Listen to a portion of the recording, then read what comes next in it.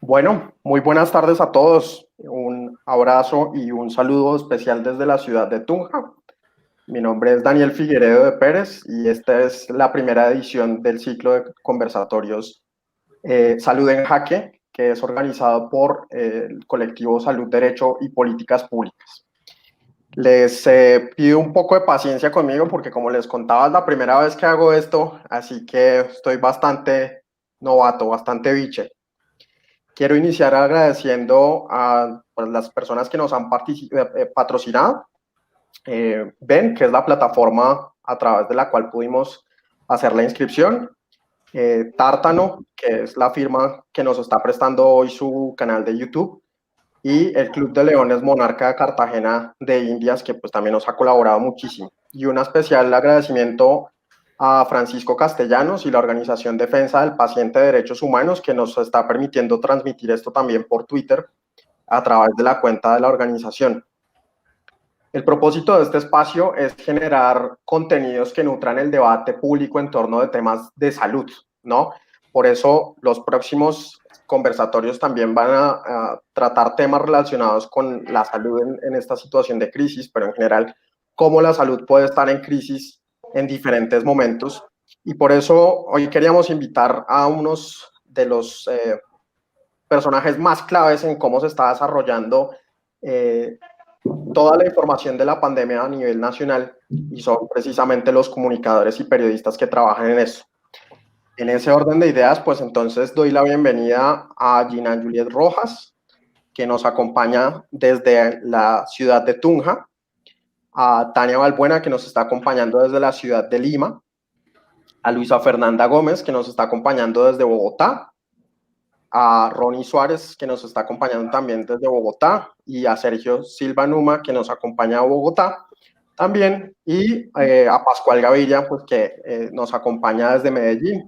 Y pues es un placer tenerlos a todos acá. Muchísimas gracias por acompañarnos. Daniel, gracias por la invitación y un saludo para todos los compañeros de panel acá.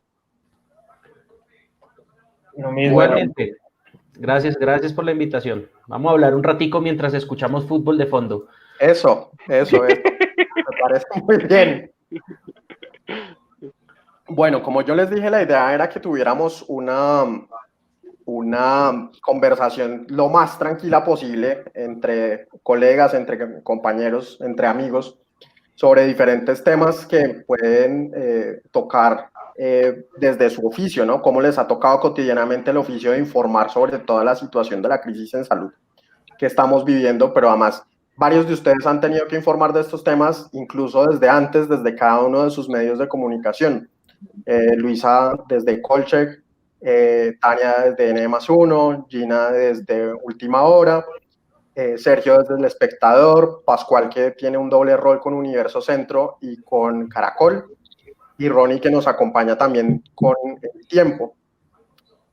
Yo quisiera, antes de entrar justo en la materia de salud, preguntarles, desde su percepción del ejercicio profesional, ¿ustedes consideran que existe una brecha de género que hace que los periodistas de salud masculinos puedan participar más fácilmente en estos espacios? La pregunta viene porque me esforcé bastante en la constitución de este conversatorio y fue muy difícil lograr la participación de mujeres. Y pues creo que vale la pena hacer también una reflexión de si hay un tema de una brecha, hay una carga desproporcionada para las mujeres o simplemente es parte de la dinámica del mundo laboral y no es tan fácil que contemos con periodistas de salud que sean mujeres. No sé quién quisiera adentrarse en eso. Yo tengo algo para decir ahí y es que al contrario creo que históricamente las personas que han cubierto el tema de salud han sido las mujeres. Cuando uno revisa, digamos, el panorama digamos, actual de personas que están al frente de salud e incluso desde antes, la mayoría son mujeres. No sé, esa es como mi percepción. No suelo encontrar muchos colegas, salvo Sergio, pues que ya nos conocemos de años atrás, pero no sé si exista tal brecha. Creo que pues es lo que puedo decir desde mi percepción, ¿no? La fuente de salud tradicionalmente se le asigna a mujeres, por lo menos desde lo que yo puedo decir. Sí, de hecho es una fuente que se maneja, o mejor, es un espacio que se maneja por mujeres porque sigue siendo de labores de cuidado y de hecho está dentro de los estándares en los que las mujeres deberíamos hacer parte para el cubrimiento periodístico. Las mujeres que hablan de lactancia materna, de sexualidad, de labores de cuidado, pues la mayoría son mujeres. El problema y la brecha de género que realmente se genera es en el uso de las fuentes, que en su mayoría para el tema de salud son hombres científicos, hombres médicos, hombres que están atendiendo en estos momentos el tema de COVID-19 y mujeres son muy pocas las que se consultan por la mayoría de medios de comunicación. Esa es la verdadera brecha de género que hay. Okay. Yo creo que sobre el cubrimiento, bueno, ustedes tienen mucho más que decir que yo. Creo que es cierto que ese tema se ha cubierto por mujeres durante mucho tiempo. Y sobre quiénes pueden hablar del tema. En Universo Centro hemos hecho unas charlas semanales sobre cuarentena, sobre pandemia, todo el tiempo COVID. Hemos hecho ya como 22, 23. Y bueno, uno buscando invitados se da cuenta dónde llega más fácil y dónde encuentra más fácil, pero yo creo que sí ha habido. Incluso nosotros hemos hecho cuentas y más o menos el 40% de nuestros invitados han sido mujeres. Y creo que las más importantes, las voces más importantes han sido mujeres. Marta Ospina, sin duda como una voz clave en el INS. Por ejemplo, la semana pasada tuvimos a Claudia Vaca hablando del tema de vacunas. Hemos tenido funcionarias, las dos secretarias de salud aquí en Antioquia, tanto del departamento como del municipio son mujeres. Y hemos buscado también, cuando busca epidemiólogos, hemos encontrado epidemiólogas que responden, científicas. O sea que yo creo que sí, en nuestros espacios y en nuestros expertos siempre vamos a tener una brecha. Poco a poco se va cerrando esa brecha, pero a la hora de buscar aquí nos hemos dado cuenta que hay fuentes mujeres muy importantes, muy reconocidas y digamos en el top en este tema. Y además de Marta Ospina, pensemos en el papel, por ejemplo, de Zulma Cucunúa, que se ha visto también vía redes y que creo que ha sido una de las voces más atendidas en Colombia en el tema. O sea que yo creo que sí hay una brecha al consultar, la tenemos sin duda, y hay que lucharle permanentemente, pero creo que se ha encontrado muy buena posibilidad de tener unas voces muy tesas, muy reconocidas, con gran credibilidad, mujeres hablando del tema.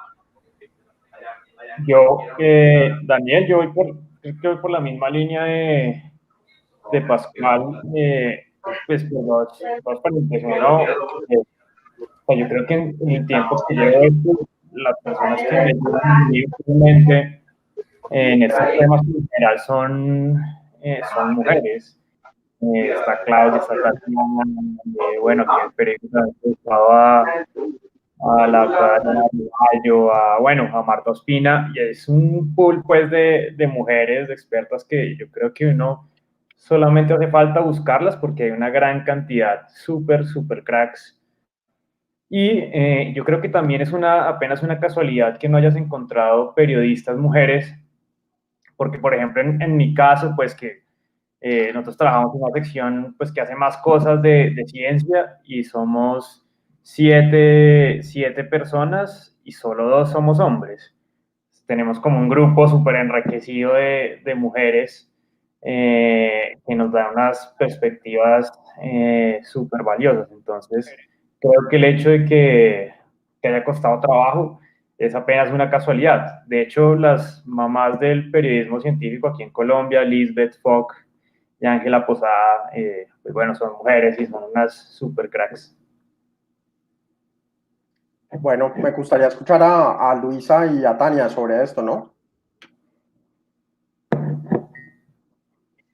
Pues yo voy es con lo mismo que estaba diciendo Gina, que de hecho sí Para el cubrimiento que nosotros hacemos en Colombia Check, yo he tratado de ser muy cuidadosa con tener un equilibrio en las fuentes y siempre es más difícil. Tania sabe que yo me la paso escribiéndole a ella para que me ayude con fuentes femeninas, porque si realmente se nos han ido artículos en donde hay 3 fuentes y las 3 son hombres, y no es tan fácil conseguir mujeres que hablen, no son tantas las mujeres, o sea, no estoy de pronto yendo en contra de lo que estaba diciendo Pascual, porque efectivamente hay voces femeninas que son significativas, importantes, pero no son tantas como las voces de hombres. Y eso sí es un reto en el que nos hemos visto enfrentados en Colombia Check. Bueno, y ya para complementar, es difícil estar en una cámara o dar unas declaraciones, y para algunas de las mujeres que pueden ser muy prominentes en estos temas, especialmente desde la mirada científica, todavía tienen un poquito de miedo de acercarse a los medios de comunicación, y pasa lo que le ha pasado a Laura en temas de buscar el apoyo en mujeres. Lo positivo, que es lo que han comentado los compañeros, es que ya se está posicionando este rol a nivel de opinión y a nivel informativo, que es positivo, y ya mirándolo a nivel de gremio, por ejemplo, como lo citaban también los colegas, las mujeres son las representantes del periodismo científico y del periodismo también en salud. Por nombrarlo, en la Asociación Colombiana hay 82 miembros y el 51% son mujeres. Y asimismo se ve esta réplica en las demás asociaciones a nivel de Latinoamérica, donde las presidentas de las asociaciones también son mujeres. Entonces, y en la Federación Mundial también es una mujer. Entonces, vemos que poco a poco, estos últimos años, se está viendo el rol de la mujer a la cabeza, por supuesto, del periodismo de ciencia. Se me olvidaba una voz femenina que también creo ha sido importante en el cubrimiento aquí en Colombia, nacida desde Twitter, desde personas que espontáneamente empezaron a analizar datos, y es Luz Pastrana. No sé si han visto que hizo al principio, no sé si abandonó un poco su tarea después, pero hizo al comienzo un análisis de datos muy importante acá. Y eso llama la atención. Mucha gente en Twitter por su lado, por su cuenta, esculcando datos y entregándolos ahí. Creo que gente que hace por gusto y por goma, por interés, un trabajo muy grande, y una de ellas era Luz Pastrana. Sí, infortunadamente Luz le bajó un poco a su actividad en el análisis de datos. Creo que un poco por la limpieza, entre comillas, como ella misma lo decía, de los datos que se estaban publicando, pero pues sí recuerdo mucho ese esfuerzo, que fue muy interesante, además precisamente por el hecho de ser un esfuerzo que era ciudadano, pues espontáneo. Espontáneo. Bueno, entrando un poco más en materia, yo quisiera preguntarles algo que nos sugería Ronnie en la línea de subtemas a tratar, y es la necesidad de especializar el periodismo en salud. ¿Ustedes consideran que existe la necesidad de que se especialice el periodismo en salud? Y además, ¿considerarían que existe una diferencia entre el periodismo en salud y el periodismo científico?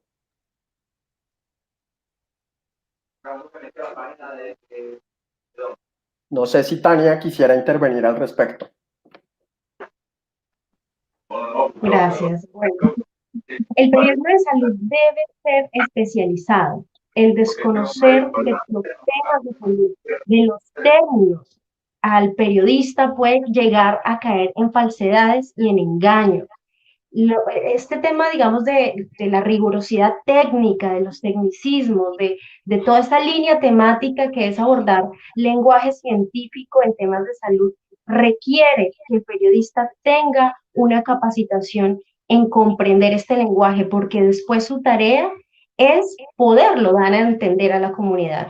Entonces, sí, para lo que he podido, pues, presenciar ya en este mundo del periodismo científico, de la sublínea, por decirlo así, de los que se especializan en salud, la mayoría, algunos venimos del área de la salud, u otros son periodistas que se preparan en temas específicos de salud, que adquieren esas herramientas, ya sean en talleres, cursos, maestrías a nivel internacional, pero sí requiere ese componente. No es fácil acostumbrarse a tanta terminología científica, y más aún, como les decía, el reto de enseñarla al público general.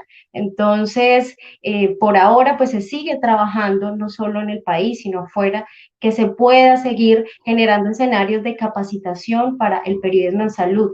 Muy buenos ejemplos los está haciendo la Fundación Gabo, o los hacen también en la Center a nivel internacional. Yo creo que son buenos esfuerzos que están realizando este tipo de instituciones en seguir capacitando, y aún hoy que nosotros manejemos aquí esos temas, nos toca seguir capacitándonos y actualizándonos para seguir teniendo comprendiendo ese lenguaje y aportando lo mejor a quienes nos leen. ¿Ustedes consideran que debe haber un periodismo, que el periodismo científico es igual al periodismo en salud, o son periodismos diferentes?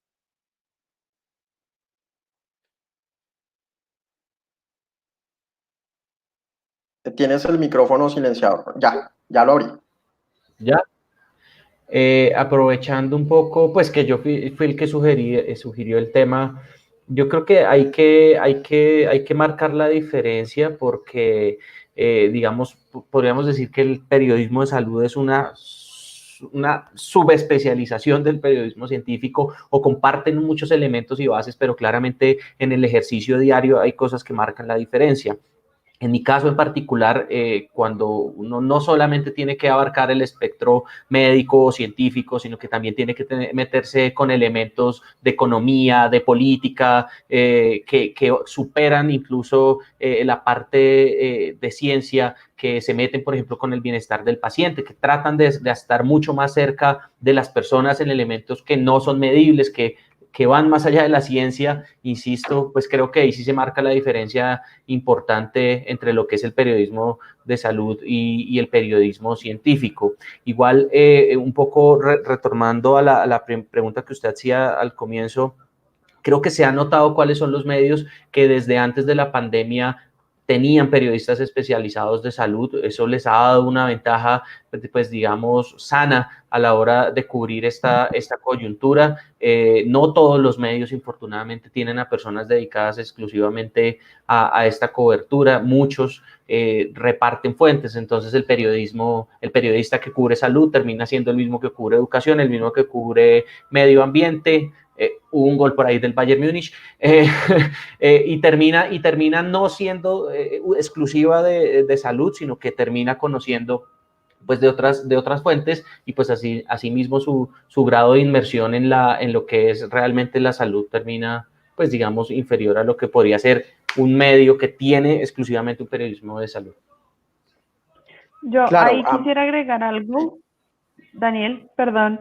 Y es volviendo también un poco a lo que decía Tania, definitivamente sí hay digamos en Colombia Check hemos visto esa necesidad, tanto así que abrimos hace poquito una vacante para un periodista especializado en salud. Tenemos una beca en este momento disponible para periodistas en salud, porque somos conscientes de que por más de que el equipo completo en este momento esté volcado a todo el tema de coronavirus, verificando desinformaciones, todo lo que circula en redes, siempre se nos queda algo por fuera, y como nuestra labor es tan de tratar de dejar muy claro qué es verdadero y qué es falso, donde cometamos un error, es un error muy grande. Entonces, por eso estamos buscando precisamente un periodista especializado que nos apoye en todos esos temas que para nosotros no son tan claros. Ahora, si me permiten ahí, no, yo creo que una cosa pequeña. Dale. Una cosa muy pequeña, yo creo que esa especialización en todos los campos es absolutamente necesaria. Yo pensaba un poco cuando están hablando, por ejemplo, el tema judicial, que es un tema clave en Colombia, que casi que ocupa la mitad de las noticias, que es un tema que tiene sus tecnicismos, que tiene sus tiempos, sus lógicas distintas, donde un medio no tenga un periodista judicial especializado que tenga cierto conocimiento del derecho, pues arranca muy atrás en la carrera.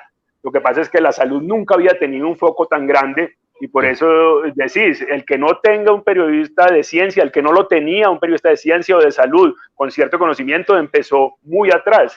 Pues si los médicos tastabillan en esto, es un virus desconocido, imagínense los periodistas que no tengan una mínima formación, pues por supuesto que van a empezar muy atrás en la carrera, así que yo creo que es absolutamente necesario. Sí, una observación pequeña y es que muchas veces no es que un medio no quiera tener un periodismo especializado, sino un periodista especializado, sino que la propia dinámica no lo deja.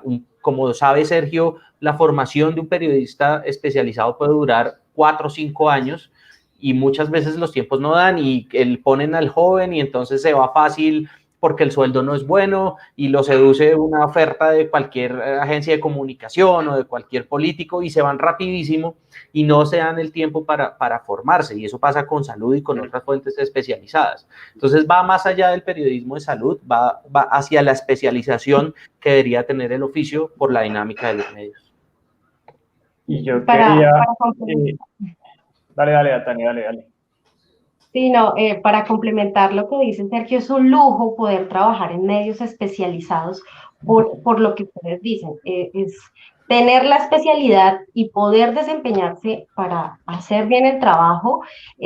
Hoy en día es un lujo para cualquier periodista en el mundo poder desempeñar, ejemplo, periodismo netamente en salud y acompañar los procesos desde antes que se hiciera este boom de la necesidad de los especialistas, especialmente en periodismo en salud. Pero hay, digamos, tres cositas que quiero resaltar a todos los que nos están escuchando. Y es...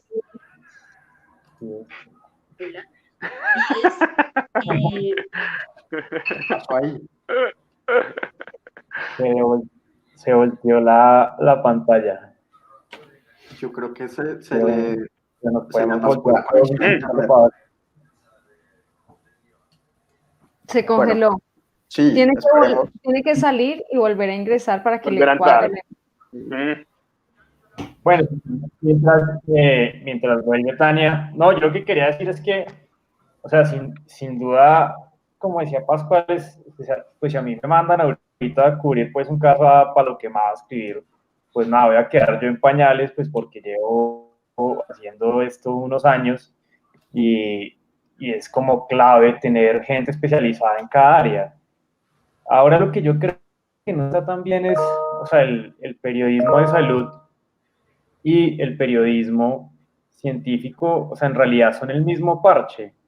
Y en realidad hablar de salud también implica hablar de medio ambiente, también implica hablar, o sea, no tener una visión tan limitada simplemente como esa visión pues de salud como enfermedad, como un sistema de salud, sin una mirada un poquito más amplia. Yo me acuerdo cuando empezó todo este chicharrón, nosotros tenemos un grupito pues de periodistas científicos, de gente que está en el colombiano, gente de la costa, gente de Manizales, que está con Lisbeth, bueno, un pocotón de gente que no se dedican solo a periodismo de salud, sino que escriben de medio ambiente, escriben de un pocotón de cosas. Hicimos un artículo entre como muchas manos, pues, dando diferentes miradas de lo que implicaba, tratando de desmentir pues todo este cuento que el virus se va a salir de un laboratorio, y era una mirada con biólogos, era una mirada con virólogos, entonces como un pulpo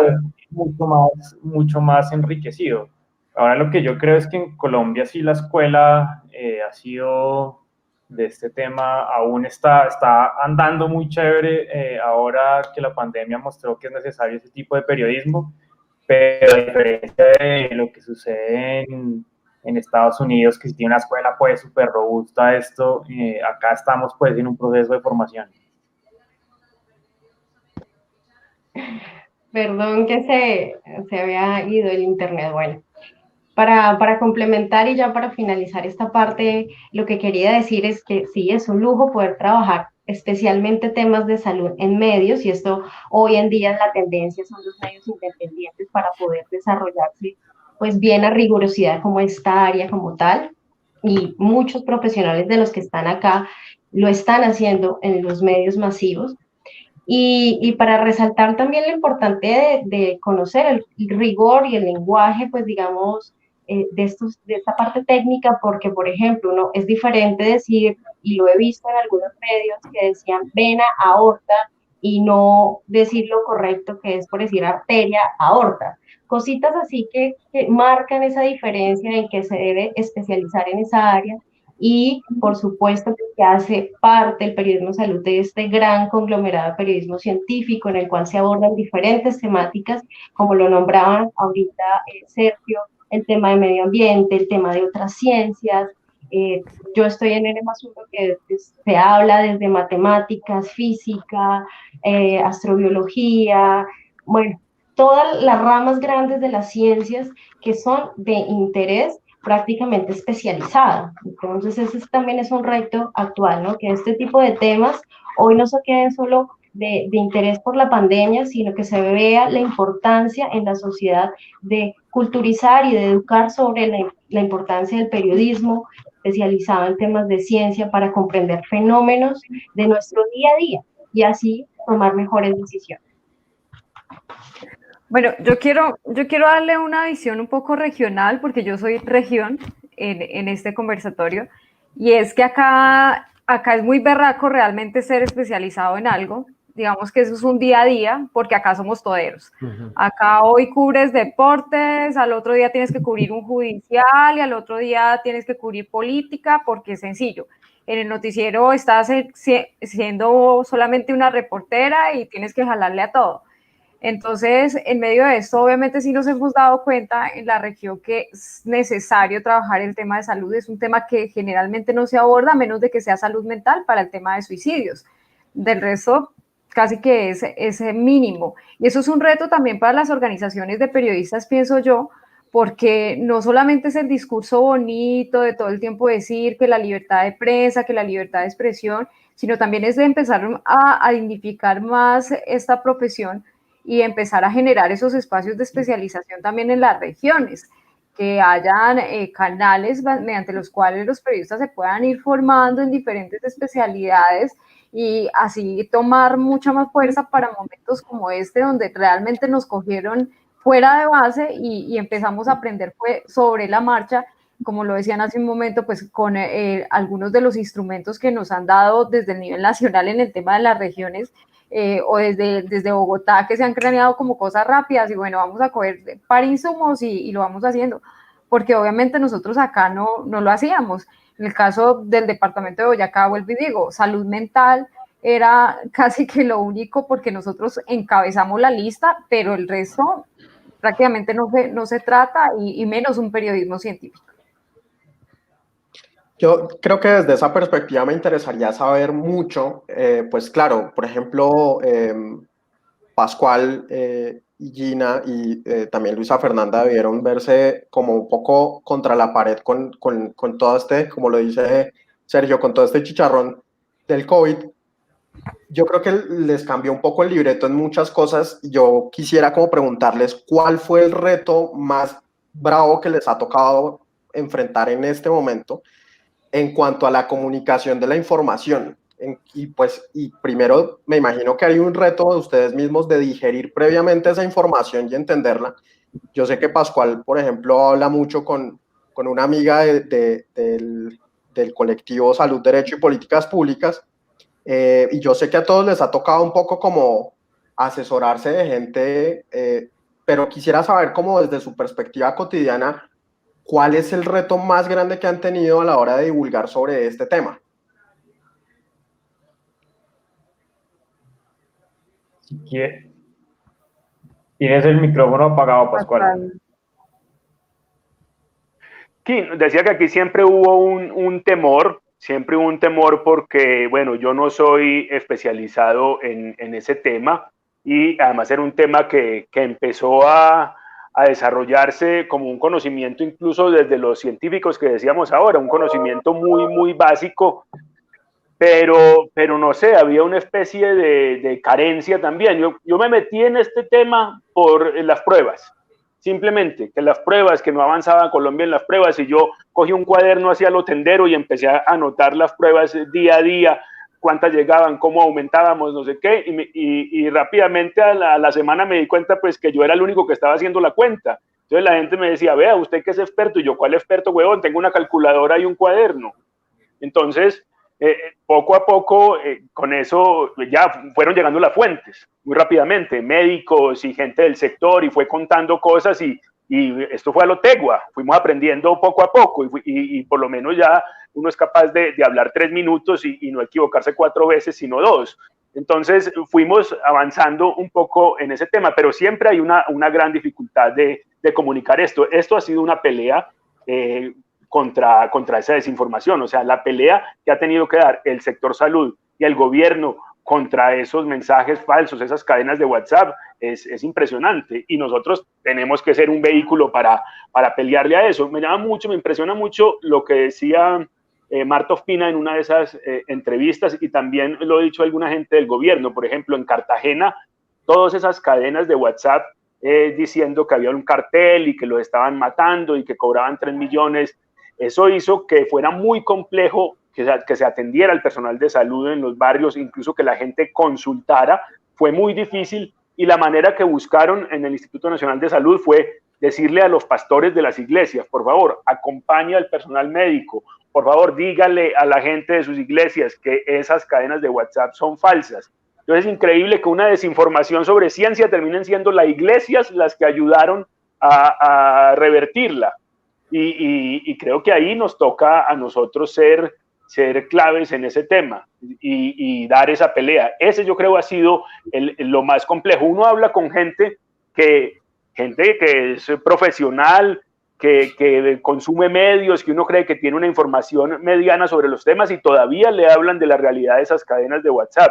Y es un asunto que nos toca pelear a todos, y ha sido creo que lo más complejo.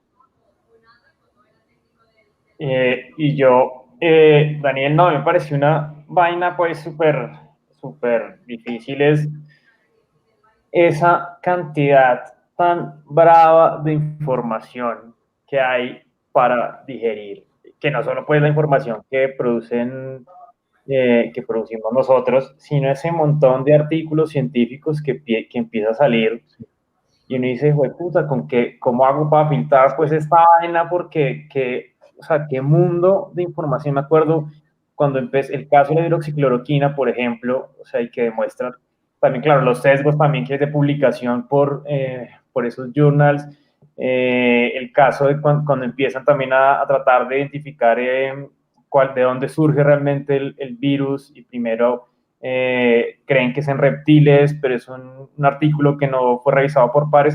Bueno, también como que deja ver como muchas dificultades en esa producción de conocimiento científico, que es muy jodido de poder filtrar. Entonces toca leer con pinzas, como con mucho cuidado, todo lo que se va construyendo poco a poco, también haciendo la salvedad de que la construcción de ese conocimiento científico también es así, también avanza de acuerdo a cómo van formando pues esa evidencia. Entonces eso ha sido, pero no, o sea, yo me acuerdo al principio esa comedera tan brava de artículos, no, qué sufrimiento que teníamos nosotros, pero por suerte ya ha bajado esa marea de información.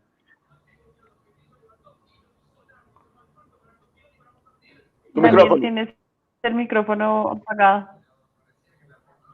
Perdón, es que les decía que además hay un elemento adicional que creo que ha sido complicado para todos y que genera, pues a mí me choca profundamente, además porque eso me ha dado hasta para descubrir que tengo una exnovia antivacunas, y es que la información además cambia todo el tiempo. Sí, no, terraplanista y creen los Anunnaki.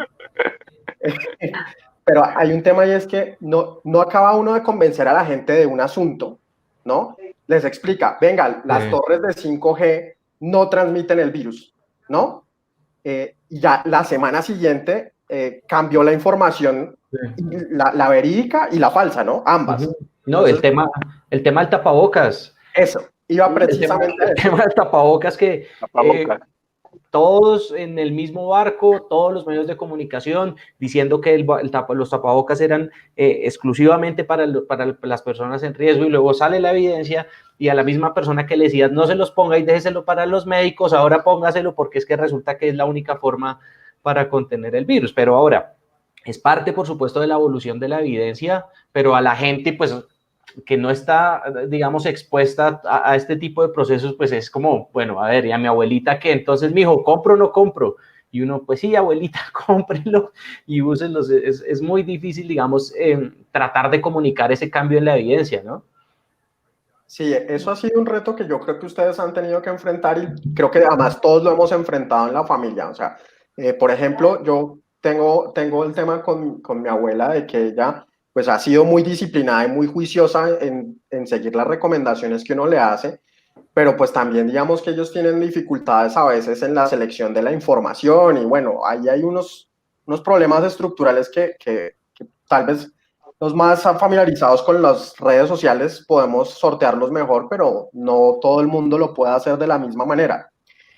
Yo tengo en esa misma línea otra inquietud que quisiera que la abordara Luisa y Gina y pues obviamente el resto, y es cómo hacemos para enfrentar desde el periodismo de salud el discurso anticientífico que en este momento es tan fuerte, ¿no? El ejemplo de las torres del 5G o el tema de si el virus fue hecho o no fue hecho en un laboratorio, todo este tema, como también se ha vuelto, libertad, se volvió la libertad de salir a consumir y salir a estar en espacios públicos, y entonces en los Estados Unidos está todo este tema contra los tapabocas, y hay una valoración de la ciencia como un poco de desconfianza. ¿Cómo podemos enfrentar eso desde aquí? Pues no tengo ni idea. Es un reto realmente al que nos estamos enfrentando nosotros todos los días, o sea, porque sí, digamos, devolviéndome un poco a la pregunta anterior y tomando lo que decía Sergio y lo que decía Ronnie, realmente esos fueron los dos retos en los que nosotros nos encontramos, en dar abasto con la cantidad de información, en nuestro caso la cantidad de desinformación que está circulando sobre el coronavirus. O sea, para hacerse una idea, nosotros empezamos siendo un equipo de 9, ahora somos 13 fijos más 4 corresponsales, tuvimos que volver a retomar Red Check, que fue la red regional de chequeadores que creamos el año pasado. Nosotros empezamos el año diciendo, bueno, este año es más tranquilo porque no hay elecciones, fue como, es tranquilo, decían, será un año tranquilo. Y, o sea, cada vez se vuelve más complicado, y los resultados cambiantes que mencionaba Ronnie también como que nos hace pararnos a nosotros también nuevamente desde una posición muy difícil. O sea, Colombia Check dice, es verificado, no hay que usar tapabocas, y a los 2 meses, mentira, sí tienen que usar tapabocas, úsenlos todo el tiempo. O sea, es muy complicado. ¿Cómo enfrentar el discurso de los conspiranoicos? No sé, yo creo que no hemos sabido cómo hacerlo porque a nosotros nos llegan, y me imagino que también al tiempo y el espectador, cantidad de mensajes diciendo que nosotros somos unos, la de este año ha sido que somos pro Soros. ¿Por George Soros o qué?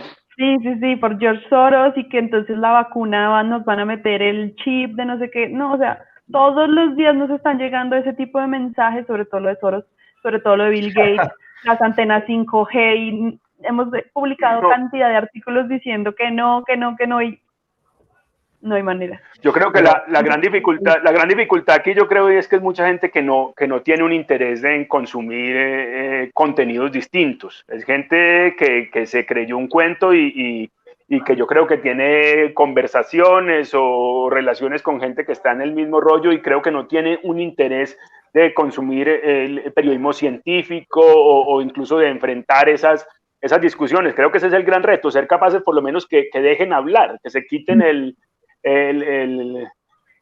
pues sí, su audífono, su auricular y oigan otra cosa. Creo que ese es el gran reto y no es fácil. Pero también yo creo que tiene que ver con la desconfianza, perdóname Tania, con la desconfianza que ya vienen sintiendo muchas personas por los medios tradicionales. Entonces, ese coletazo lo alcanzamos a recibir en este momento en los medios alternativos. Perdón, Tania. No, quería complementar como en las 3 últimas preguntas y hacerla como en el paso a paso. Entonces, para la primera, que era el reto personal, es rápidamente, a pesar de que, ejemplo, yo vengo del área de la epidemiología y la salud pública, aún es difícil adaptarse a la nueva información y aún requiere que tengas un espacio de estudiarla y ser consciente de hacer un buen análisis y una crítica de cuáles son las fuentes y más. Por ejemplo, pues yo ya estaba acostumbrada a trabajar hace 2 años en N+1, todos estos temas de ciencia y todos los preprints y todo lo que pasa cuando hay un nuevo descubrimiento, y ya digamos que uno está entrenado a reconocer y a buscar, clarificar y a buscar diferentes fuentes para contrastar la información. A mí me tocó el análisis desde enero, desde antes que llegara a Latinoamérica, estar escribiendo qué estaba pasando desde Wuhan, desde Europa, y ya cuando llega acá, las diferentes posiciones políticas y las diferentes medidas de contención que hizo cada país, para luego enfrentarme digamos que hacer unas asesorías directamente a colegas en Casanare, en Putumayo y en Cauca, y reconocer las realidades que ahorita hablaba Gina, el reconocer que nos hace falta hablarnos entre los medios de comunicación locales, con las mismas secretarías de salud, y conocerse con el mismo gobierno local de cuáles son, digamos, cuáles son esas dinámicas donde fluye la información y cuál debería ser la que es la correcta para generar menor impacto, menos miedo y más acción en esto que compete el manejo de una pandemia, que es, somos todos. Y ahí ya lo conecto con digamos, desde mi área, que ahí he estado siempre buscando las mejores prácticas, y hay un artículo que quiero citar, hace como 2 semanas, del MIT Review, que señala los 10 consejos para desacreditar a un conspiranoide, y él da 10 pasos, pero voy a citar como los 5 más importantes, y de esos yo los he aplicado hasta con mi familia y han funcionado. El primero, pues ya lo saben, Comparte, por favor. Siempre hablar con respeto. Ojo, porque yo que trabajo con colegas que son netamente de periodismo científico y son científicos y son anti todo, aún así, estos temas en América Latina, donde tenemos diferentes, marcada interculturalidad y otros componentes de cosmovisiones, tenemos que ser muy respetuosos al abordar estos temas, con compasión y con mucha empatía, ¿no?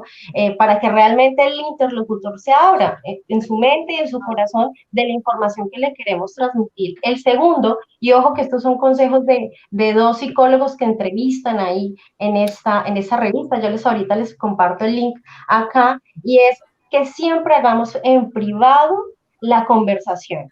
Yo lo hice con mis familiares uno por uno, porque el tema público, para hablar y para concienciar a otros, mejor hacerlo en privado, y lo recomiendan estos psicólogos de la entrevista que le hicieron en este paper. Entonces, siempre hacerlo de manera personalizada, para poder escuchar activamente qué es lo que está pensando el otro, por qué se está dejando influenciar con esa mala información. El tercero es conocer. Ojo, no todos están abiertos a entrar a una discusión y a compartir y a proponer y a escuchar y a dejar entender al otro. Entonces hay que saber si esto está para una discusión, realmente no hay nada que hablar, la persona no quiere cambiar. El cuarto es también, es de conspiración, tienen un toque, ojo, un toque de verdad.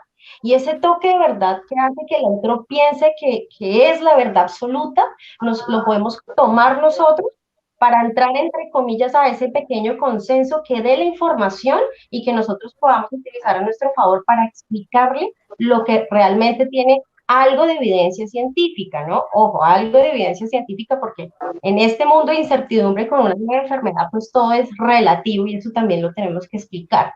Y ahí ellos proponen desde la psicología 2 métodos para utilizar, que me parecieron espectaculares, y este sí lo he utilizado. Se llama el sándwich de la verdad, es decir, tomar ese concepto que ellos creen que es verdad, y cogerlo y reemplazarlo por el dato que es correcto. Es decir, utilizarlo. El coronavirus se transmite persona a persona. ¿Qué quiere decir? Que se transmite por las secreciones cuando estamos cerca de una persona. Si se transmite de persona a persona, no se transmite, en el caso del 5G, del tema del 5G, por ondas de radio. Entonces, si no se transmite por ondas de radio y se transmite de secreciones persona a persona, quiere decir que el 5G no transmite coronavirus. Este es uno de los trucos que dan a nivel psicológico. Y el siguiente, reforzar utilizando el método socrático, es decir, volver a preguntarle a esa persona el por qué sigue con o enfatiza o qué argumentos él considera relevantes para creer en esa mentira. Yo los he venido utilizando y realmente sí funcionan. No todos van a querer escuchar, pero al menos hacemos ese trabajo de poder sensibilizar con algo que, ojo, impacta la salud.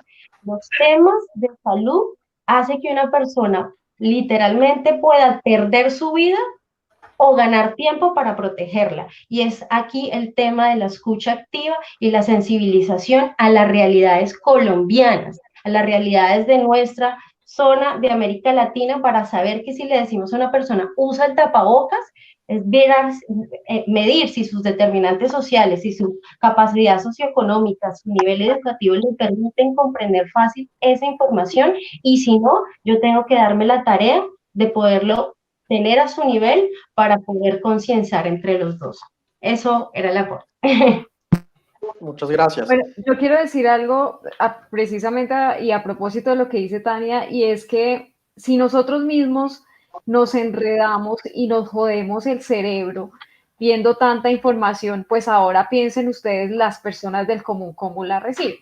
En ese sentido, nosotros, o al menos desde el informativo que nosotros manejamos, optamos por bajarle a las estadísticas y subirle a lo que realmente le aporte a los ciudadanos de a pocos, mostrarle realmente qué es lo que está pasando frente a COVID-19, pero no de una forma en que le estalle la cabeza y terminemos de joder la salud mental, que de por sí ya está muy mal, sino pues que empecemos a darles de a poquito realmente lo que está pasando y que lo entiendan, que lo puedan digerir, porque el tema de las cifras además es muy jodido porque nos están ocultando un montón. Esta mañana, de hecho, en el informativo decíamos que en Boyacá hay un desbalance terrible con el Instituto Nacional de Salud y lo que los alcaldes están recibiendo en estos momentos.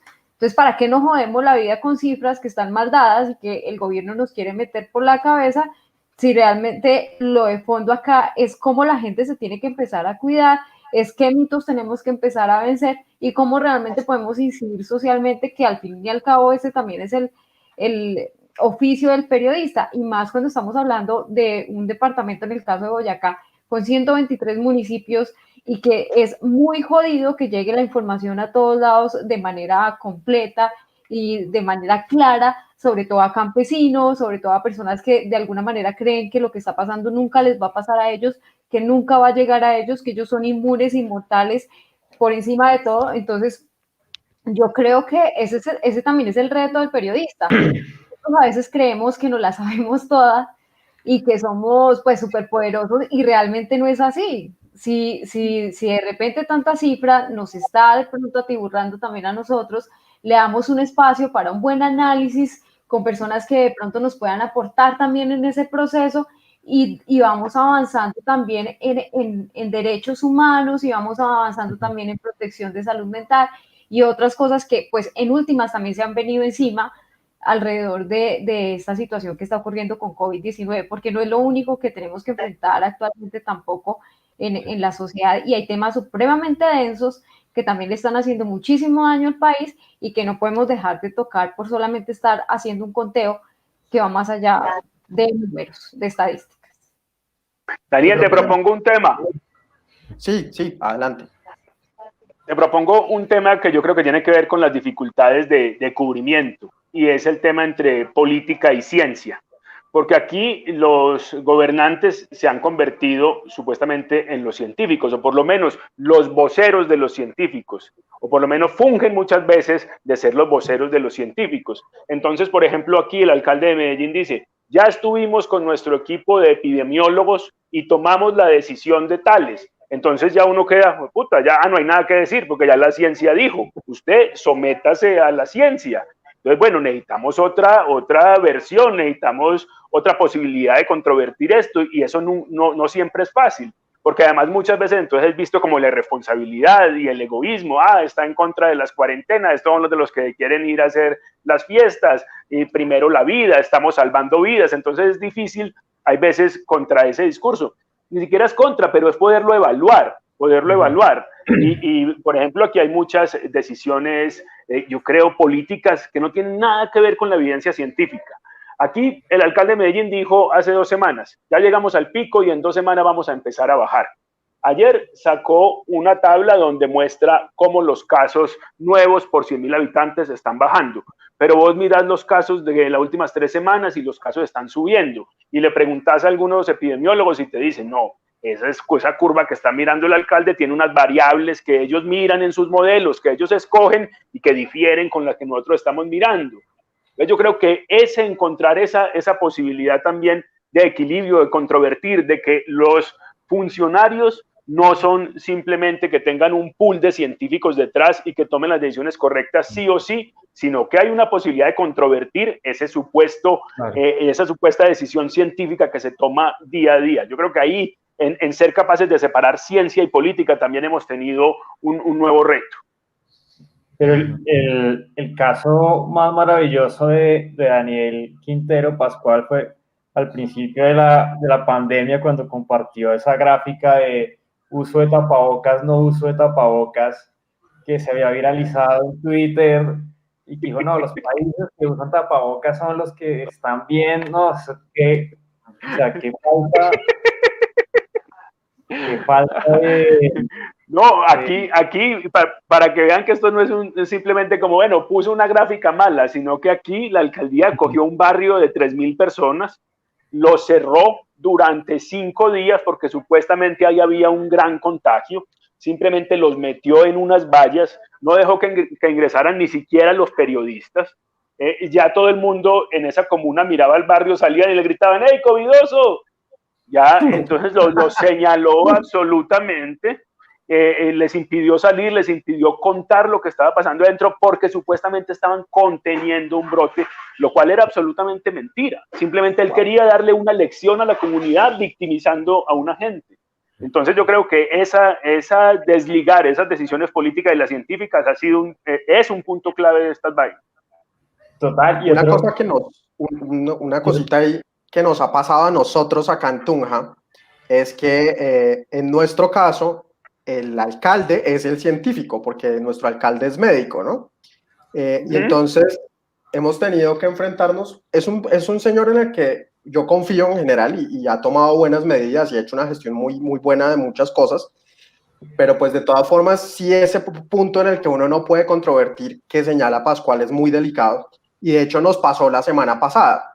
El jueves a las 4 de la tarde dijo, no, nos declararon alto riesgo de contagio a Tunja, entonces a partir del fin de semana las reglas cambian, y las reglas era que uno no podía salir a hacer mercado, que uno no podía pedir ni siquiera domicilios a la casa, es decir, nos mandó, yo tengo aquí una muy bonita vista, pero nos encarceló, pues, o sea, yo quedé aquí con mi vista a la montaña y chao.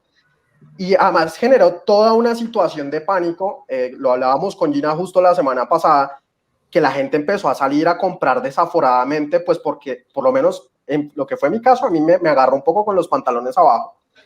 Yo tenía presupuestado hacer mercado el sábado y pues ya no podía. Entonces, viernes, primera hora de la mañana, llamé a los señores del domicilio que me han colaborado durante todo este tiempo y esperé casi hasta las 4 de la tarde que lograran hacer la compra, que a propósito, muchas gracias por la colaboración si me están viendo. Entonces, claro, aquí se vuelve... Échele la cuña para que lo sigan atendiendo. A prisa domicilios, muchas gracias por la colaboración. Pues sí, el tema es que aquí y no hay una, es decir, está la misma sensación. Además yo creo que Pascual, pues por sus antecedentes como abogado también como que se le debe activar ese chip, que uno está todo el tiempo debatiéndose entre apoyar la gestión, ¿no? Porque sabe que tiene que ayudar a cuidar la salud, pero al mismo tiempo ese chip de los derechos humanos y las libertades públicas se le activa a uno y uno dice, pero ¿cómo me avisas el jueves que no puedo hacer mercado? O por ejemplo, ¿qué ha pasado en Bogotá con el tema de las cuarentenas estrictas, que incluso algunos de los influencers de Twitter han estado cuestionando cuál es el fundamento científico para cerrar y hacer cuarentena estricta en algunas de las localidades? Todo eso me lleva a preguntarles, yo creo que ya como para ir cerrando este espacio, ¿cómo enfrentamos desde la labor de divulgación, un reto que yo he sentido mucho y que de hecho es la razón por la que se crea este espacio, no solo Salud en Jaque, sino es la razón por la que nace Salud, Derecho y Políticas Públicas, y es cómo hacemos para nutrir el debate y la conversación sobre salud en el país cuando tenemos un sistema de salud absolutamente desacreditado en la opinión pública y unas instituciones que no producen confianza de ningún tipo en algunos sectores frente a la información que divulgan. Entonces está, por ejemplo, cuántas pruebas se hicieron esta semana, por qué cambian al día siguiente, por qué hay más recuperados hoy que ayer, por qué hay menos recuperados ayer que hoy, o hoy que ayer. De hecho, lo hablaba Pascual el otro día con Marta Ospina ahí en Universo Centro, todo este tema de los registros civiles de defunción, que hay un tiempo adicional para generar la decisión si realmente hubo un deceso por cuenta de COVID o de otra cosa. ¿Cómo manejamos esa desconfianza que hay hacia nuestro sistema de salud y hacia las autoridades sanitarias? Bueno, si quieren la arranco, yo está como difícil esa pregunta. Pero no, yo creo que... No te tantas esperanzas, Sergio. Una cosa súper esencial como en este periodismo, pues, y en general, sino que tal vez no estamos muy acostumbrados, pero es hacer súper rigurosos con cada tema. Es decir, si vamos a hablar, no sé, de las pruebas que aplicó Pascual y queremos saber por qué hacían tan pocas al principio, es como, yo lo que me parece a mí correcto es irse al fondo de todo ese problema y tratar de entender, o sea, volverse un microespecialista cada vez que uno habla de esos temas. Si vas a hablar, pues, de vacunas, listo, salió la potencial vacuna rusa con todos los ensayos clínicos que le hacen falta, pero si quieres hablar de eso, es como necesitas todo el rigor para hacerlo, o sea, tomarse un tiempo para entender bien, tratar de entender cuáles son las dificultades, tratar de entender cuál es el fondo, y yo creo que en eso, o sea, el periodismo, digamos, no solo en salud, no solo en ciencia, sino también en muchas cosas, incluso con Hidroituango, como que es muy fácil que nos metan goles y nosotros tendríamos que saber atajarlos muy bien, tendríamos que estar en la capacidad de ser súper rigurosos y creo que ese es como una gran falencia pues que suele tener el periodismo. Sí, yo quisiera ahí complementar que no se trata de desconfianza únicamente al sistema de salud, ni a las EPS, ni al ministerio, ni a sus cifras. Lo que vivimos es una desconfianza generalizada. Estamos en una sociedad que no cree en los demás, que no cree en sus medios de comunicación, que no cree en sus líderes de opinión. Y en sus médicos tampoco. Menos de sus médicos. Infortunadamente, por supuesto. Y ahí yo quiero proponer un tema de fondo grande y es sobre la responsabilidad de la información en salud y decir de una vez por todas que esto no es exclusivo de los medios de comunicación ni de los periodistas. Y con esto obviamente no desacredito el trabajo que hacemos todos día a día aquí, pero hay que entender que en una sociedad actual con tanta desconfianza, donde aparte hay una abundancia de información, generalmente los medios no llegan a los temas primero. Generalmente todos los grandes temas pasan por profesionales especializados a través de las redes sociales y yo les pregunto a ellos, muchos de ellos conectados aquí, ¿qué están haciendo para comunicar sobre salud? En un momento como este, esa sinergia entre divulgadores y medios de comunicación debería estar trabajando a toda máquina. Y la verdad, yo no veo que estén esas dinámicas funcionando. Es decir, van por un lado los divulgadores, van por un lado los influencers, van por otro lado las redes sociales y los medios de comunicación del gobierno, van por otro lado los medios de comunicación tradicionales, van por otro los independientes. Y en realidad, a todos los que estamos acá, que nos interesa la comunicación en salud, o sea, todos estamos aquí por esa simple razón. Nada nos une. En realidad, ¿qué es lo que nos une? Todos estamos navegando en el mismo río, pero vamos todos por barcazas diferentes. ¿Y qué es lo que nos está uniendo en un momento como este? ¿Cuál ha sido la campaña que ha logrado que todos estemos en el mismo barco? Nada, y estamos en una pandemia y estamos enfrentando un evento sin precedentes y en realidad nadie se ha tomado el trabajo de decir, oiga, mire que hay más cosas que nos pueden unir en este momento más allá de la desconfianza y queremos combatir las fake news. Bueno, démosle, vamos a trabajar juntos, sinergias, pero es más fácil criticar al medio de comunicación tradicional cuando se equivoca en un titular, ¿cierto? Que poder decir, oiga, ¿cómo vamos a construir comunicación en salud? ¿Qué es lo que nos convoca? Insisto. Y eso creo que no ha faltado. ¿Qué ha faltado? Espacios como estos deberían servir para que ese tipo de cosas se hagan. Es decir, ¿cuál va a ser el propósito por el que nosotros vamos a trabajar? La confianza de la gente hacia sus instituciones y su sistema, listo, vamos a trabajar por eso. Pero en realidad cada uno va como por su ladito y no contribuye a, digamos, a generar una confianza que al final pues le sirve a todos. Y ya, ahí cierro mi editorial, mi pastoral, apago el computador. Y me voy a ver el partido.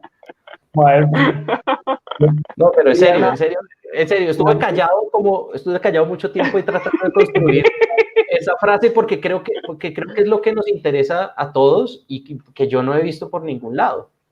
Oigan, no, yo quiero meter la cucharada un momentico antes de que hable Sergio, y es que un poco la idea de este espacio es esa, justamente, Ronnie, de estos conversatorios, es justo esa, que podamos como empezar a hablar entre nosotros y no se quede en una cosa ahí de que cada uno está tratando de ganar su propio público en Twitter o en Facebook o en donde sea. Y yo estoy muy de acuerdo contigo en que hay que por lo menos generar debates en los que todos participemos, no cada uno por su lado disparando a lo que mejor le parece y de pronto comentarios sueltos y censura de algunos titulares o de algunas noticias, pero sin aportar. Y esa es un poco la idea de salud, derecho y políticas públicas y de los conversatorios de salud en jaque. Qué pena que te interrumpí, Sergio.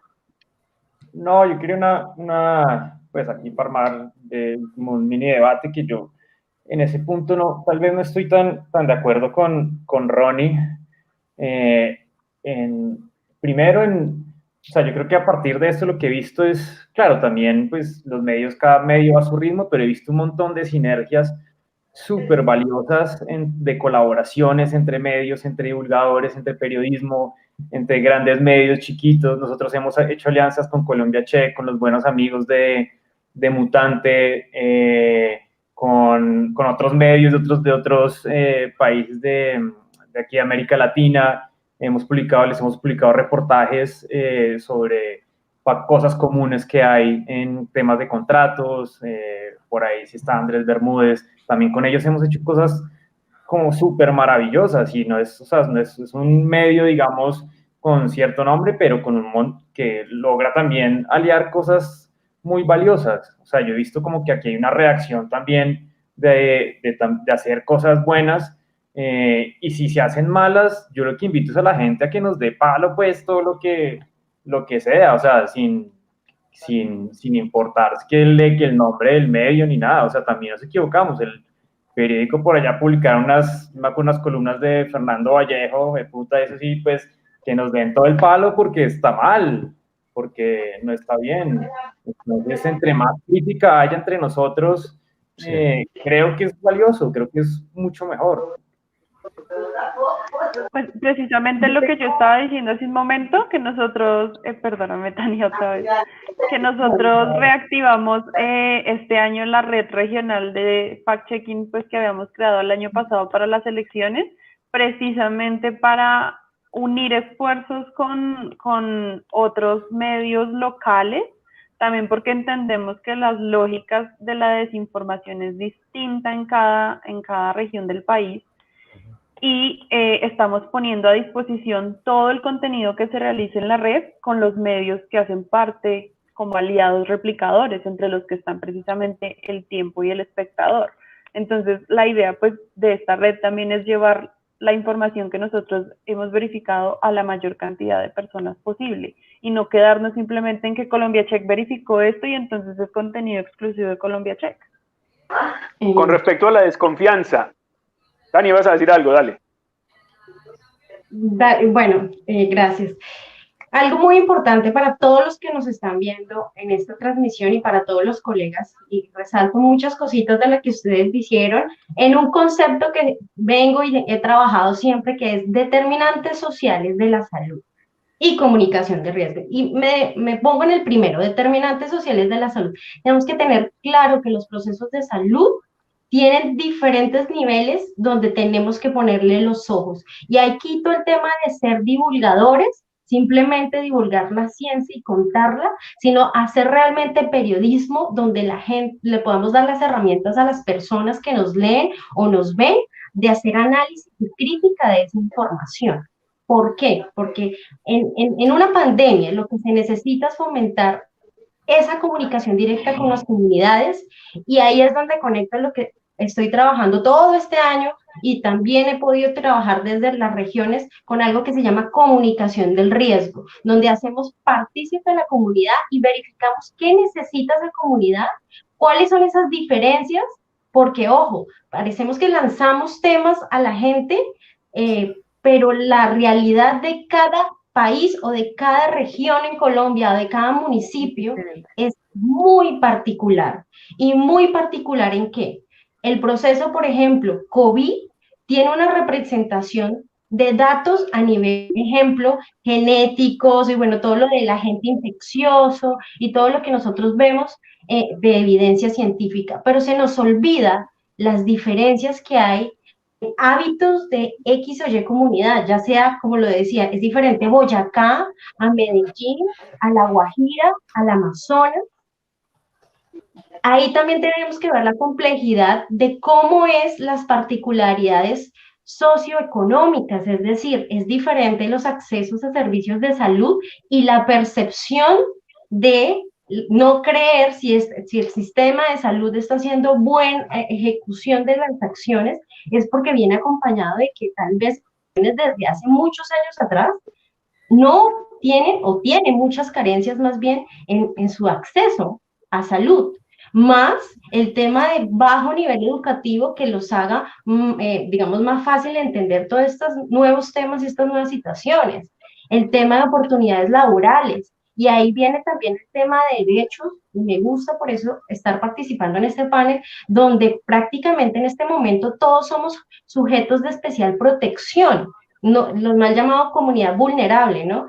Porque hay personal, por ejemplo, de salud, de primera línea, personal militar que está ahora atendiendo que serían también población vulnerable, más la población vulnerable por estos determinantes sociales, porque en los últimos estudios estamos viendo, ¿no?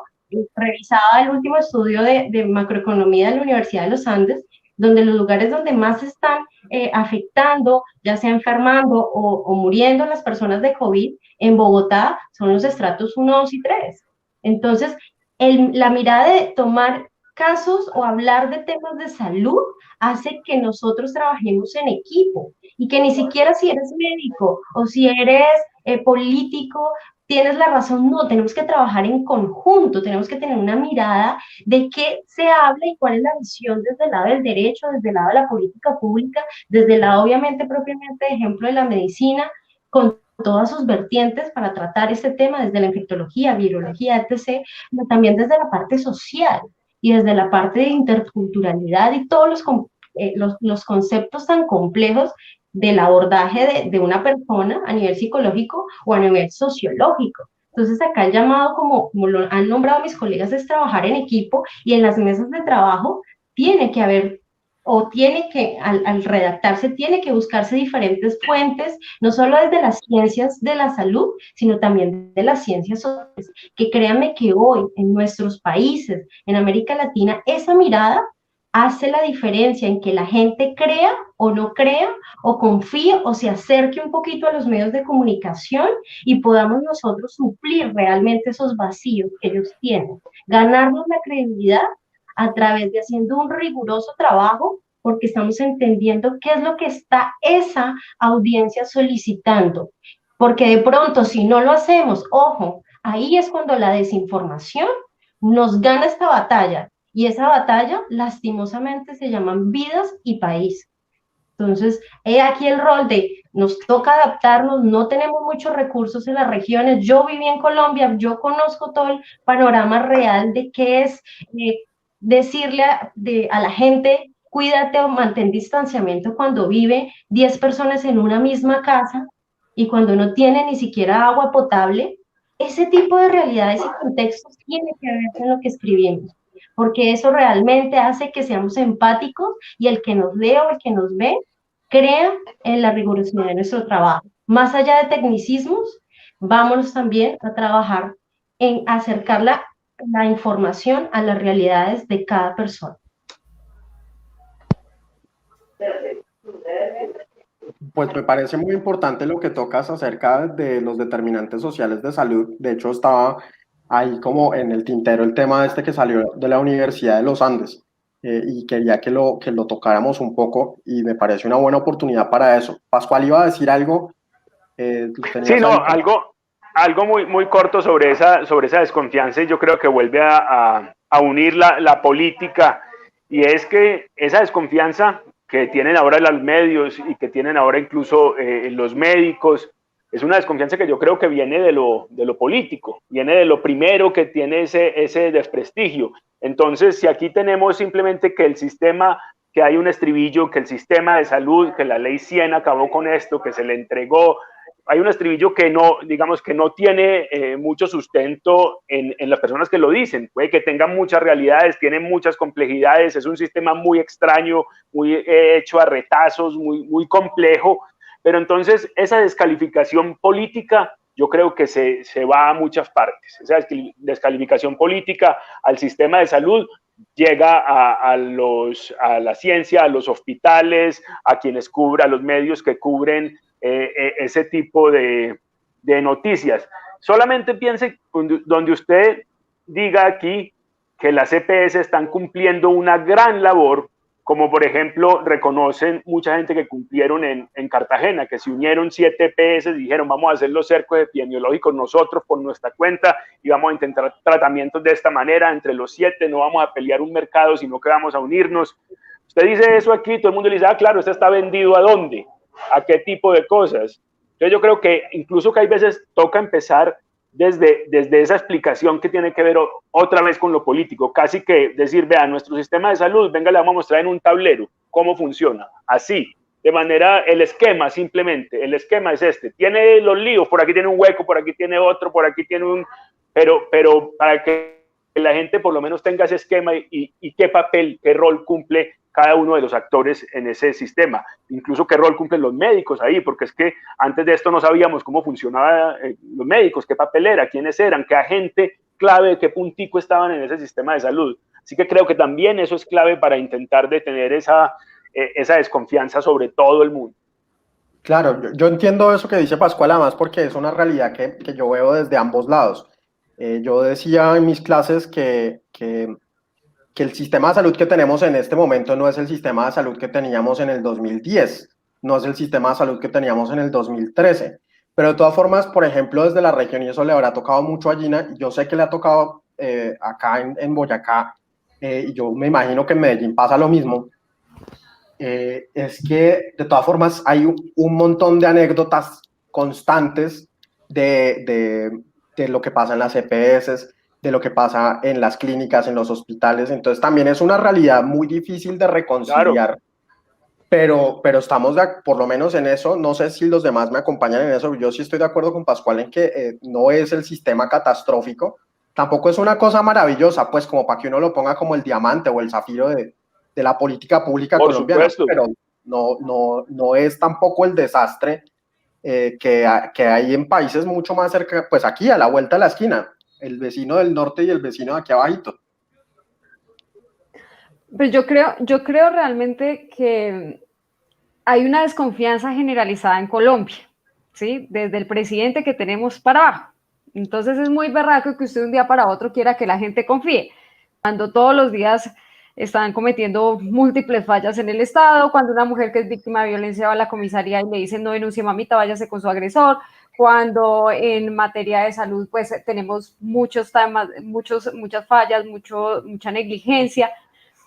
Obviamente en periodismo pasa lo mismo y va a haber desconfianza dentro de lo que informamos. El reto acá es empezar a servir. Yo siento que en la medida de que nosotros realmente empecemos a solucionar de a pocos varias de las dudas o de las situaciones que tiene la comunidad, ahí estamos generando confianza también.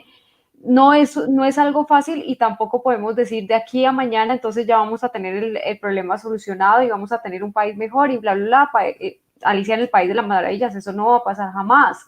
Esto es empezar a cambiar de a poco las cosas, siento yo, Daniel, frente a todo lo que está pasando y en las regiones pues es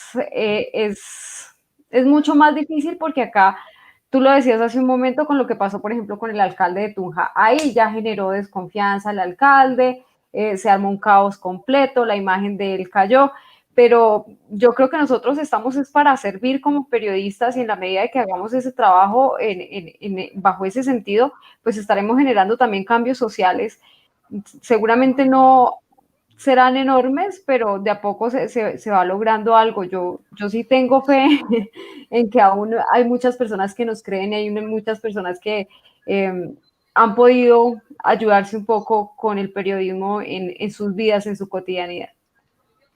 Oiga, no, una cosita pequeña, siguiendo un poquito por esa línea, es que si algo ha servido esta pandemia es para desilusionarse pues de un pocotón de líderes políticos que ya desde el alcalde de Cali, desde políticos que politizaron toda la pandemia, creo que ha sido especialmente útil para llevarse una gran desilusión de unos líderes políticos que se mostraban, digamos, con cierto liderazgo, pues. La pregunta era ¿por qué estaba ilusionado, Sergio?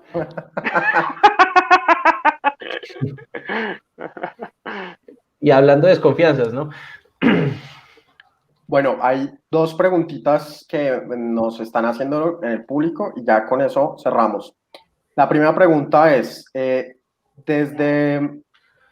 pregunta Cristina Salazar, si alguno de ustedes ha recibido alguna solicitud de que no informe algo o suavice algún tema. No. No, ninguno. Tampoco. No. Listo. Bien, eso nos da tranquilidad. Por otro lado, nos pregunta Paola Cubillos, la doctora Paola Cubillos, ¿cuál debe ser el papel del periodista científico responsable frente a otros colegas suyos o medios que abiertamente diseminan desinformación o noticias falsas? Ella cita el ejemplo de la caricatura Matador en este fin de semana, pero yo también recuerdo que a algunos medios les pasó que otra sección, otra fuente dentro del mismo medio empezaba a publicar cosas sobre el tema de pandemia y eran pues información un poco polémica. Un poco polémica. Bueno, me imagino que hay, por ejemplo, tenemos que mencionar lo que pasó con el interferón en Nariño, ¿cierto? Y este médico y ese reportaje que se le hizo desde el tiempo, claramente, pues ese artículo pues, tuvo fallas desde su concepción y claramente lo hizo alguien que no estaba cercano al periodismo de salud en medios grandes donde hay corresponsales, donde muchas veces uno, comunidad de salud, no puede meter la mano en todos los contenidos, pues infortunadamente termina reaccionando cuando ya están al aire y cuando ya hicieron daño. Entonces, en ese caso, pues, y en muchos otros, y en el caso particular del tiempo, desde la unidad de salud tratamos de bloquear muchas cosas y de meter mano, entre comillas, para que salgan lo más curado posibles, pero pues muchas veces no se logra y ahí obviamente tenemos que salir después a controvertir lo dicho ahí con evidencia y con ya un ejercicio mucho más completo. En el caso de la caricatura de Matador, pues hay que recordar que el género es la caricatura y que gústenos o no, pues tiene ciertas licencias y que finalmente es la opinión del que está dibujando lo que queda expresado y pues digamos que es un poco lo que nos somete ese formato o ese género de contenido. Pero matadora esa caricatura. Claro, y eso pues obviamente yo le puedo decir a la doctora Cubillos, pues va en contra de todo lo que ha hecho la unidad de salud del tiempo, hablando de primera mano con los médicos desde el principio, respaldando las campañas de protección, advirtiendo que no estaban bien protegidos. Entonces, pues digamos que ahí también hay un factor de la audiencia de poder sopesar pues hasta qué punto uno puede, pues digamos, hacer cosas y que no. Eso por el lado, y para responder esa pregunta puntual, pues que hablaba del tiempo, ¿no? Yo iba a decir algo en otro sentido, y es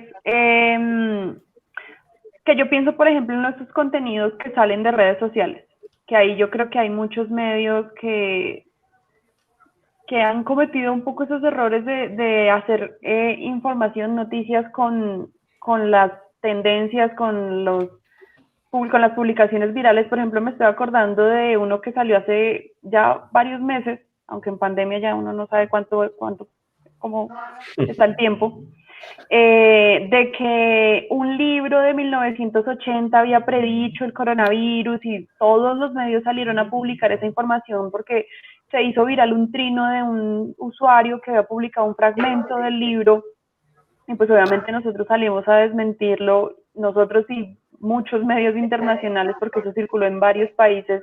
Y ahí, pues, digamos, retomando un poco la pregunta de la doctora Cubillos, ¿cuál debe ser el papel del periodismo, no solo científico, sino en general? Pues verificar. Ahí volvemos a la raíz del periodismo, y es verificar cada una de las cosas que circulan. Si tu mamá te dice que te ama, verifícalo. Todo hay que verificarlo. Ok. Sí, y en esto donde hay todas las teorías conspirativas, yo he repetido 1000 veces ahí por Twitter una cosa que me salió en un momento, que aquí no es piensa mal y acertarás, sino piensa más y acertarás. Sí. Bueno, pues quiero pedirles que nos dejen con una reflexión final para las personas que nos acompañaron. Entonces, quisiera pedirles que nos dejen una reflexión final para las personas que nos acompañaron y para las personas que puedan ver esto después. Y bueno, empecemos por Tania. Perfecto. Bueno, yo dejo dos reflexiones desde la praxis como tal, es que nosotros tenemos que fomentar el pensamiento crítico. ¿Qué quiere decir? Que nuestras historias, más allá de los datos, que busquemos esos datos complementarios importantes para explicarle a la audiencia cómo se reúne esa evidencia, cómo se contrasta ese dilema de que si esto dicen la evidencia al inicio de la pandemia y luego ahora esto, es decirle también cómo se contrasta esa evidencia, cómo se llega a las conclusiones en este tipo de estudios. Y por supuesto, vuelvo y recalco las diferencias sociales, culturales, económicas alrededor de todos los procesos de salud. Importantísimo para que la gente que nos lea tome decisiones basadas en información real y local. Y la otra también es abordar el periodismo de salud también desde las soluciones. Obviamente hay que contar lo que está pasando, pero también contar lo bueno, porque aquí lo que queremos es fomentar la prevención, el control. Esto va a tener bastante tiempo y tenemos que empezar a tener las herramientas de hacer una buena comunicación de riesgos en salud, muy necesarias para que realmente ayudemos y seamos parte de la solución. El periodismo de soluciones le da también un toque llamativo a las audiencias de que no solo hablamos problemas, porque la gente a veces no se acerca a los medios de comunicación porque no quiere más de lo mismo. Contar las buenas cosas que están haciendo a nivel local, a nivel territorial, las oportunidades para los medios locales, independientes de cada una de nuestras regiones, puede acercarle mejor la información que de pronto.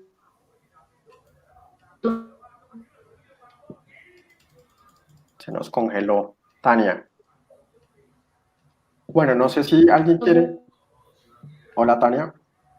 Gina, mientras nos regresa la comunicación con Tania.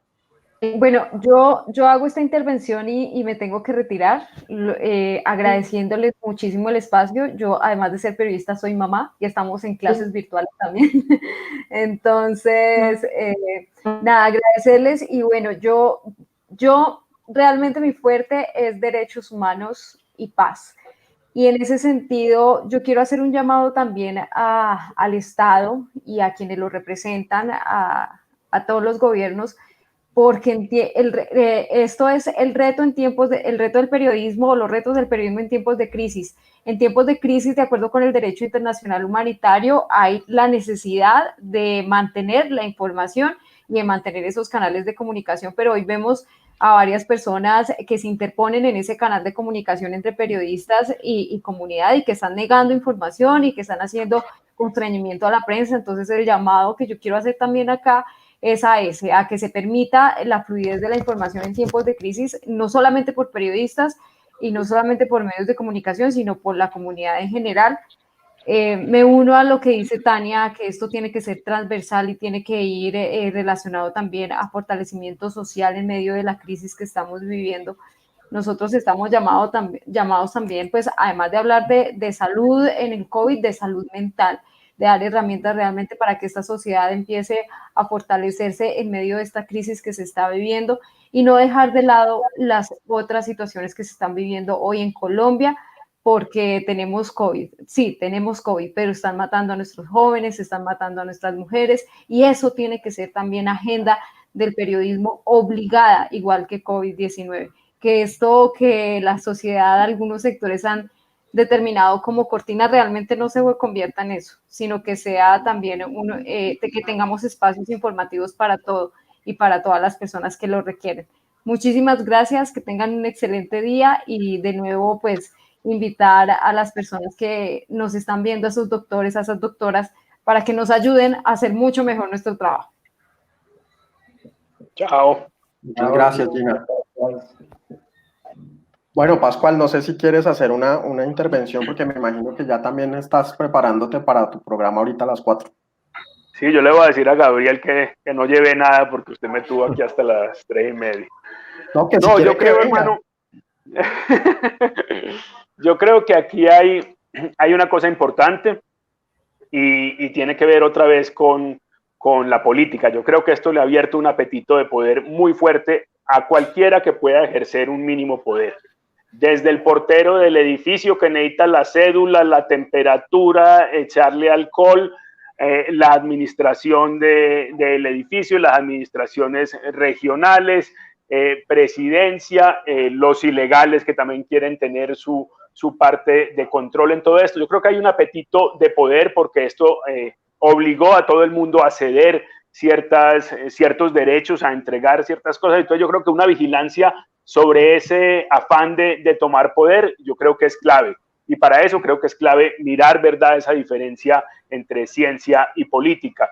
Y otro digamos, no sé, consejo que yo daría para atender información sobre esto es intentemos mirar esto sin los sesgos políticos tan fuertes que ya teníamos cuando esto empezó. O sea, los políticos, por supuesto, que están tomando decisiones políticas atendiendo la pandemia. Pero nosotros intentemos, si ya teníamos unos sesgos políticos, intentemos salirnos un poco y mirar por lo menos la información sobre COVID de una manera distinta. Yo me acuerdo cuando esto empezó, cuando llevaban 3, 4 semanas y estábamos todavía todo el mundo aterrado y no mirábamos otra cosa que los casos diarios y demás, cómo se veía ahí chiquita la política. O sea, uno pensaba las objeciones a la JEP y decía, fue puta, saber que le gastábamos horas a eso. Y eso parecía así una cosa ya chiquitica. Entonces yo creo que puede tener siempre en cuenta eso, hay que tener siempre en cuenta eso. Ese mundo político que creemos el más importante y el filtro principal para mirarlo todo, cuando llegó esto se hizo muy pequeño. Olvidemos hay veces ese filtro político, olvidemos ciertos sesgos, así como los científicos les tocó empezar de cero con el coronavirus, nosotros intentemos también quitar ese sesgo de la política para mirarlo todo y miremos esta que es una nueva realidad con otro lente, con otra lupa, y ahí está la ciencia y el periodismo científico. Quitarnos un poco ese anteojeras políticas que muchas veces no nos dejan ver muchas cosas. Perfecto. Bueno, señores, compañeros y compañeras de panel, muchas gracias, Daniel, gracias por la invitación, los dejo también, voy a hacer la tarea. Muchas gracias, Bueno, hasta luego. muchas gracias. Va pasando el Bayern, por si acaso, 2-0. Muchas gracias, pausa en el pulso. Bueno, muchas gracias a ti, Pascual. No, el mensaje es un poco sobre ese tema de la confianza. Yo creo que sí hay que trabajar bastante de eso, recogiendo obviamente lo que dice Sergio, que desde los medios de comunicación, aportando con rigor, con seriedad, con responsabilidad de todo lo que hacemos, en los mensajes que transmitimos también a través de las redes sociales, más allá de nuestra faceta como periodistas. Y pues obviamente a las personas que se conectaron, a las personas que están conectadas, que les importa la salud también en su visión frente a los demás. Ese tema a mí en particular siempre me ha generado, digamos, extrañeza, porque un sistema de salud que la mayoría de los colombianos califica bien digamos, recibe tanto palo, y generalmente es porque uno se queda con la percepción de que las cosas no se hacen bien y no mira de fondo las cosas que se hacen bien y que tienen resultados. Entonces, la invitación es a trabajar desde la confianza hacia todos, ¿no? Hacia nuestras instituciones, hacia los medios de comunicación, hacia los profesionales de la salud, hacia los periodistas y pues todas las personas que en realidad uno puede ver quieren aportarle a este asunto, ¿no? Bueno, meto la cucharada yo. Qué reflexión,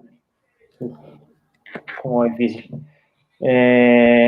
Pero no, yo creo que a mí, como en todos estos meses, hablando un poco ya de periodismo, o sea, a mí lo que me deja es que en realidad hay en realidad como una motivación muy valiosa para hacer periodismo de calidad. Pues este tipo de periodismo relacionado con ciencia, relacionado con salud, que siempre va a haber unas grietas muy difíciles de sellar, pero ustedes en todos los medios, aquí en Bogotá, en los medios regionales, en periódicos grandes, en periódicos chiquitos, en radio, en televisión, siempre van a identificar como gente que hace unos ejercicios muy valiosos por hacer bien las cosas. Entonces yo creo como que a raíz de esto, como que lo que siento es que en realidad hay un gran impulso, hay periodistas con muchas ganas en realidad de hacer las cosas bien, que estaban allá ocultos porque siempre había predominado pues una esfera judicial, política y de fútbol, digamos. Entonces creo que esto como que permite que salga a la luz. A mí cuando arrancó la pandemia me llamó un periodista que todos acá conocen y es un medio rockstar y que escribe sobre salud y me dijo como, hay que hacer, es que esto es como si de un momento a otro nos diera la oportunidad de ser famosos porque nadie nos conocía. Unos lo han aprovechado mejor que otros, pero pues deja como un montón de personas valiosas y además deja un círculo de divulgadores científicos de otras ramas de conocimiento con ganas de ayudar, dispuestos como a ayudarnos a nosotros, como a construir de la mano, que yo creo que es una enseñanza como súper valiosa y súper poderosa después de estos meses.